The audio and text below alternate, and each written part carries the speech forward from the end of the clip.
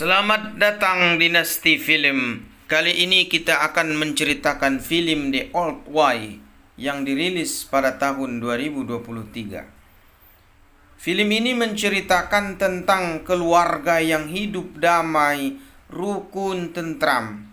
Namun kebahagiaan itu terhenti karena istrinya dibunuh.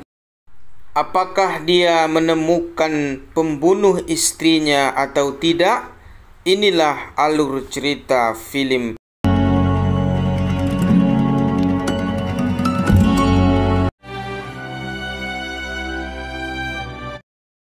Di awal film kita akan diperlihatkan seorang istri yang sedang menjemur pakaian dan ditemani oleh suaminya. Lalu dia meminta suaminya untuk mengantarkan anaknya ke sekolah. Nah, inilah kita lihat kawan-kawan. Dia antarkan anaknya ke sekolah. Sekalian dia juga mau membuka toko.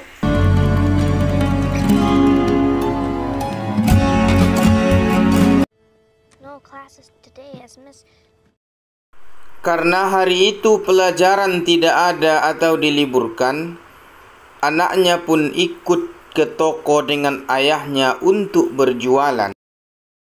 Kita bisa menyaksikan ayahnya yang sedang berjualan dan ayahnya menyuruh anaknya untuk membaca pelajaran hari itu. Nah, itu ada pembeli yang datang ke toko ayahnya tuh. Kita lihat ya. Memang berdagang inilah kawan-kawan salah satunya usaha yang sangat mantap. Kenapa?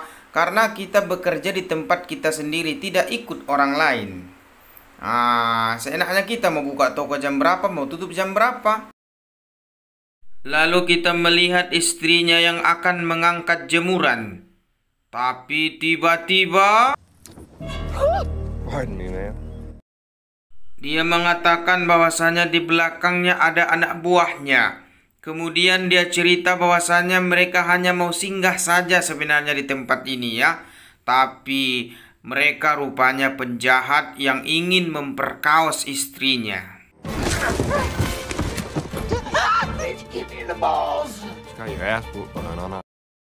Kita bisa melihat sama-sama bahwasanya istrinya itu lari karena penjahat itu mau memperkaosnya ya.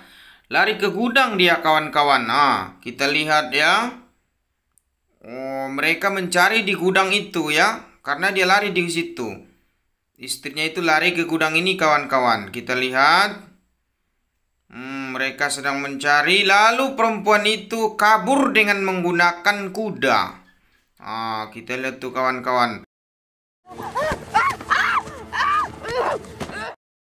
Mereka memukulinya tanpa ampun kawan-kawan. Coba kita lihat ya. Mereka menyiksanya. Is he the man we saw walking down the street this morning? Boys are in a world. Sebelum dia bunuh perempuan ini kawan-kawan, dia cerita bahwasanya dia kenal sama suaminya katanya. Lalu kita akan melihat suaminya dan anaknya yang sudah pulang dari toko. Kemudian dia melihat banyak orang di situ yang ternyata itu adalah sheriff atau polisi dengan beberapa anak buahnya. Kita lihat anak buahnya makan di situ tanpa meminta izin dulu sama yang punya rumah. Kemudian polisi ini meminta maaf atas kejadian yang sudah menimpa keluarganya ya. Memang inilah polisi yang baik ya kawan-kawan ya. Sembari anaknya duduk dan mengobrol dengan sheriff, dia memakamkan jasad istrinya. Disitulah kita tahu bahwasannya ayahnya itu merupakan mantan pembunuh bayaran yang sangat kejam dan brutal.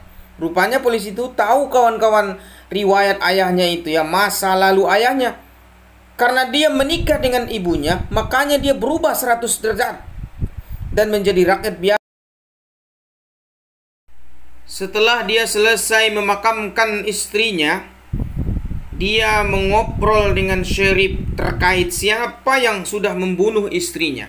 Polisi itu pun tidak mengatakan apapun. Dia hanya bilang mereka itu merupakan tahanan yang lari dari penjara dan sekarang menjadi buronan kawan-kawan. Dan dia bilang mereka akan menangkapnya. Lagi-lagi dia pun bertanya kemana mereka pergi. dia tidak mengatakan apapun, yang akhirnya polisi itu juga meminta izin untuk pulang. Setelah polisi itu pergi, dia pun membuka kotak yang berisi senjata yang sudah dia simpan-simpan sejak lama. Dan akhirnya dia meminta anaknya ataupun putrinya untuk beranjak pergi dari rumah itu dan mencari siapa yang membunuh istrinya. Dan kita juga melihat rumahnya dibakar. Keesokan harinya kita melihat mereka sedang mengendarai kuda ya. Itu tuh kita lihat tuh anaknya dengan bapaknya sedang mengendarai kuda, berkelana untuk mencari siapa yang membunuh istrinya atau maknya dari anaknya itu, kawan-kawan. Coba kita lihat ya, ini nih. Nah, karena capek, mereka memutuskan untuk beristirahat sejenak di tempat itu.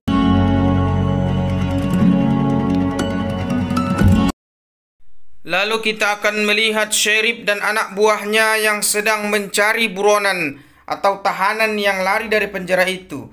Dan itulah juga yang telah membunuh istrinya, atau kita sebut dengan istrinya si penembak tua tadi yang bersama anaknya. Lalu tiba-tiba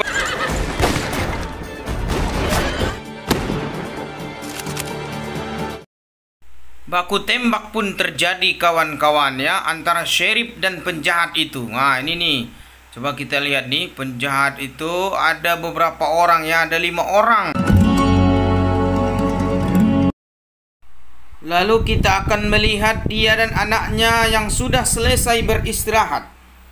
Dan tiba-tiba mereka mendengar suara tembakan yang akhirnya mereka mencari asal dari suara tembakan itu. Lalu dia dan ayahnya menangkap rombongan polisi itu dan juga mengancamnya supaya dia membawa mereka ke tempat pemimpin mereka berada. Coba kita lihat ya. Yang mana kita lihat, kawan-kawan, dia sudah mengancam pemimpin polisi itu. Supaya apa? Supaya polisi itu mengatakan kemana penjahat itu pergi. Polisi-polisi itu pun ditanyai satu persatu dan diikat satu persatu. I'm gonna try to do it like him next time. Dan tidaklah pembunuh bayaran namanya kalau dia tidak bisa menuntaskan apa yang dia inginkan. Sehingga dengan berbagai macam cara dia tanyai polisi itu. Dan karena tidak kunjung mendapat jawaban, maka dia ancam akan membunuh anak buahnya kalau dia tidak memberikan informasi yang dia inginkan. Sebenarnya, kawan-kawan, dia hanya menggertak saja, yang mana kita lihat bersama setelah polisi itu mengatakan apa yang dia minta, dia pun mengobati luka-luka yang ada di polisi itu. Seperti lagu luka-luka yang kurasakan. Kemudian kita melihat penjahat-penjahat itu yang mengambil uang yang banyak ya. Mereka berencana untuk menghabiskannya di Meksiko. Mereka akan menghabiskan uangnya di suatu tempat yang bernama Santa Rosa, kawan-kawan. Nah, ini nih tempatnya, kawan-kawan ya. Santa Rosa ya.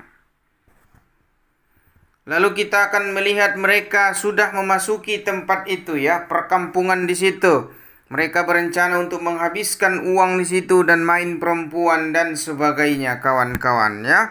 Pokoknya mereka akan bersenang-senang di situ. Sekalian menunggu penembak tua itu dan anaknya. Setelah itu kita berpindah kepada penembak tua dan anaknya yang sedang bermalam dan ditemani api unggun. Lalu dia bercerita kepada anaknya tentang masa lalunya, bahwa dia dulu merupakan pembunuh bayaran yang kerap disewa orang untuk membunuh. Lalu kemudian dia bertemu dengan ibunya. Hal itulah yang menjadi wasilah dia bertaubat dan meninggalkan pekerjaannya sebagai pembunuh. Lalu di keesokan harinya kita melihat dia sedang mengajari anaknya untuk menembak. Setelah dilatih beberapa kali, alhamdulillah akhirnya anaknya bisa menembak walaupun belum terlalu mahir. Bisalah untuk menembak seekor rusa. Lalu kita lihat mereka menaiki kuda menuju ke suatu tempat. Tapi sebelum masuk ke tempat itu, mereka mengintainya dulu.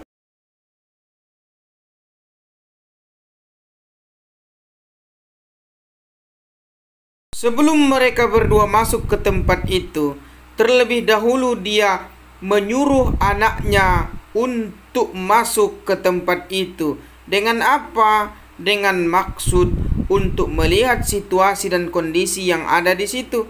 Apakah penjahatnya ada di situ atau tidak?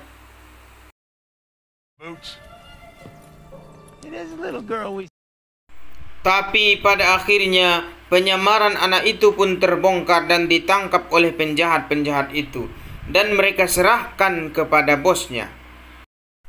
Kita lihat bos penjahat itu mengobrol santai dengan anak itu. Dia tidak menyiksa ataupun memukuli anak itu. Bos penjahat itu bilang dia kenal sama ayahnya, karena ayahnya lah yang membunuh ayahnya di waktu kecil, dan dia ikut menyaksikan bahwasanya ayahmu atau ayah dari anak itu, kita bilang seperti itulah kawan-kawannya, membunuh ayahnya ketika kecil. Pada waktu itu dia tidak bisa berbuat apa-apa. Lalu dengan senyap, penembak tua itu pun atau ayahnya dari anak itu masuk dengan membunuh penjaga yang ada di situ. Kita lihat kawan. Penjahat itu pun berlarian ke sana kemari untuk menghindari kejaran dari penembak tua itu. Kita nengok kawan-kawan actionnya. Namun bosnya itu mengancam akan membunuh anaknya kalau dia tidak keluar dan tidak menyerahkan diri. Coba kita lihat kawan-kawannya, dia ancam anaknya kalau ayahnya dari anak ini tidak keluar dia akan bunuh anaknya. Namanya kasih sayang ayah. Dia pun keluar dari rumah kemudian menyerahkan diri. Kita lihat tuh kawan-kawan, dia ancam akan menembak anaknya. Nah, disinilah kita ketahui bahwasanya bos penjahat itu mengenali ayahnya dari anak itu. Kenapa? Karena dia masih ingat di waktu kecil bahwasanya penembak tua itulah yang menembak ayahnya sendiri di depan matanya.